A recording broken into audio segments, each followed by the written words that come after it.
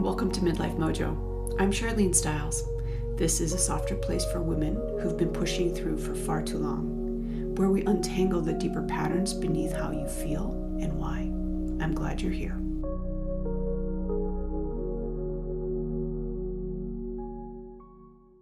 I've been pondering this thought lately that feels really connected to women's health, and it's this. I believe that overgiving is metabolically expensive. And I don't mean just emotionally and not just mentally, but physically too. Because when I look at so many women struggling with exhaustion or the hormone issues they come to me with, or emotional eating, or that feeling of burnout, or just being disconnected from themselves, I often see women who have spent years giving energy outward almost nonstop. That could be to their career, to the job, to their kids, to their relationships, to their family, to their clients, or to everyone else around them. And then somewhere in the middle of that, they quietly have stopped checking whether they themselves are actually okay. And what fascinates me now is how normalized this becomes. Women will say or express how tired they are, or that they're just busy, or it's a busy season. And meanwhile, their entire system has been outputting energy for years like this without enough restoration coming back in. And the body notices that, the give-receive ratio is off.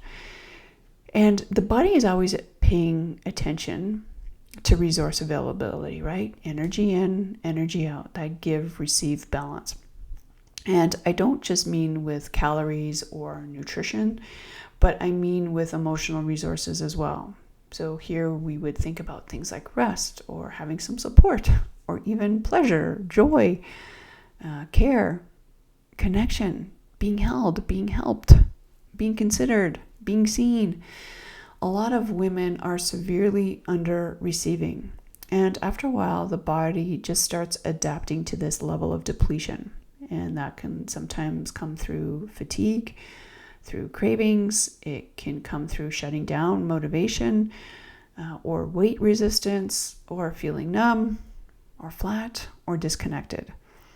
And I honestly think that some bodies slow women down on purpose eventually. I've seen this myself recently with a few of my friends and people in my own inner circle. And the bodies do this as a way of self-protection. So it's not to punish the person, it's to conserve, because the body is intelligent.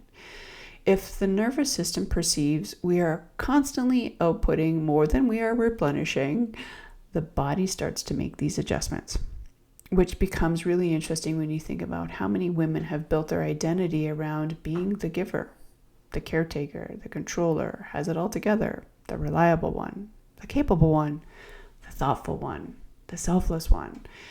And receiving can actually start feeling uncomfortable and maybe even a little bit vulnerable. So some women can give very beautifully, but the moment that someone tries to care for them back, they minimize their needs immediately. I'm fine. I don't need anything. I've got this. Don't worry about me. Meanwhile, the body is whispering, actually, I think we need to do something.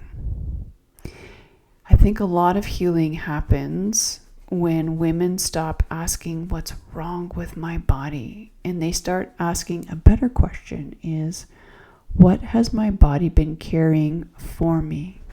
That's a very different conversation, and maybe the one worth having. Much love.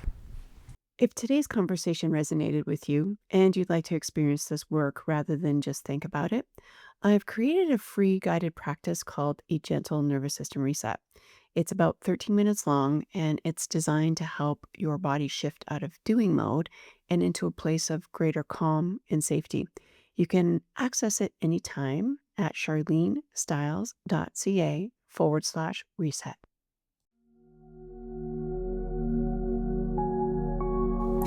Thanks for spending a little time with me today.